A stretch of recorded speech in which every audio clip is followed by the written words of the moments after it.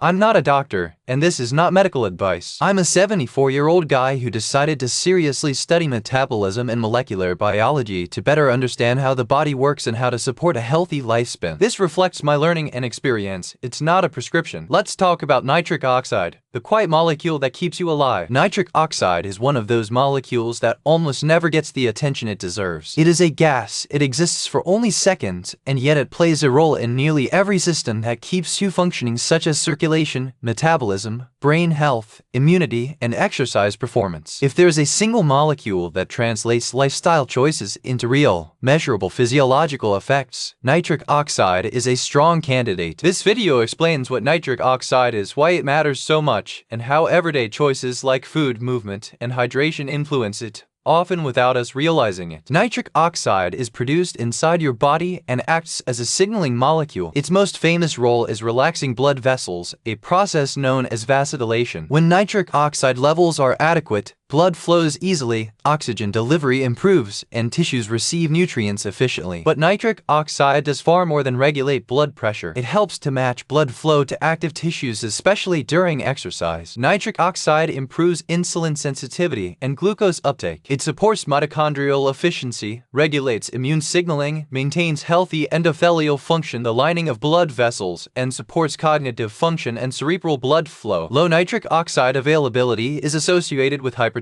insulin resistance, endothelial dysfunction, fatigue, and poor exercise tolerance. Your body produces nitric oxide through two primary pathways. The first is the arginine nitric oxide synthase pathway. In this route, nitric oxide is produced enzymatically from the amino acid arginine with the help of specialized enzymes called nitric oxide synthetases. This pathway depends on oxygen, proper enzyme function, and adequate cofactor. The second is the two-step conversion from nitrate to nitrite to nitric oxide pathway. This pathway begins with dietary nitrate found in foods like beets, arugula, spinach, and celery. After ingestion, nitrate is converted to nitrite by beneficial bacteria in the mouth, then further reduced to nitric oxide in the body, especially during exercise or low oxygen conditions. I will return to the bacteria in the mouth later, but this is why oral health is so important. These two pathways complement each other. When one is compromised, the other often compensates. Exercise is one of the most powerful stimulators of nitric oxide production. When you move, blood flow increases and creates shear stress along the walls of blood vessels. This mechanical signal activates nitric oxide synthase in the endothelium, increasing nitric oxide production exactly where it is needed. Nitric oxide then expands blood vessels, supplying active muscles, improving oxygen extraction, enhancing glucose uptake, and supporting mitochondrial respiration. This is one reason regular movement improves vascular health even without dramatic changes in weight. Insulin and nitric oxide are closely linked. When insulin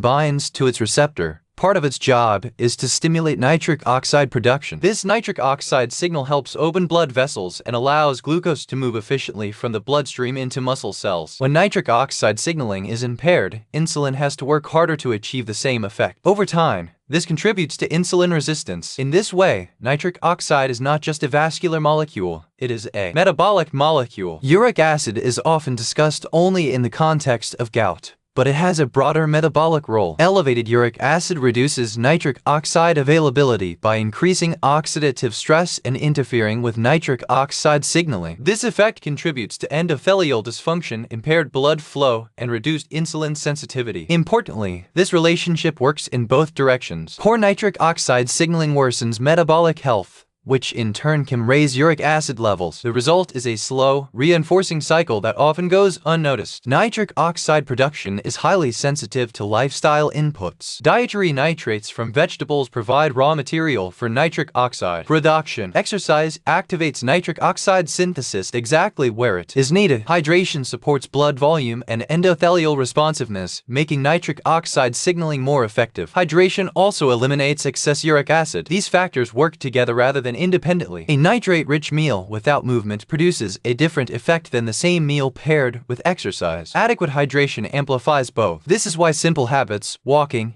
eating vegetables, drinking water, often outperform complex supplement stacks. Nitric oxide supplements are widely marketed, but they are often unnecessary and sometimes counterproductive. Excess nitric oxide generated through aggressive supplementation can lead to headaches, low blood pressure, fatigue, and paradoxically worse performance. In healthy systems, nitric oxide production is tightly regulated and responsive to real physiological needs. Food and movement tend to support nitric oxide in a way the body recognizes and controls. Nitric oxide sits at the intersection of circulation, metabolism, and energy production. It translates physical activity into improved blood flow, connects insulin signaling to vascular health, and links diet to mitochondrial efficiency. It is not a hack. It is a system. Support the system, and nitric oxide follows. Join me in Nitric Oxide 2 Deep Dive, where we will dive deeper into this interesting and important molecule.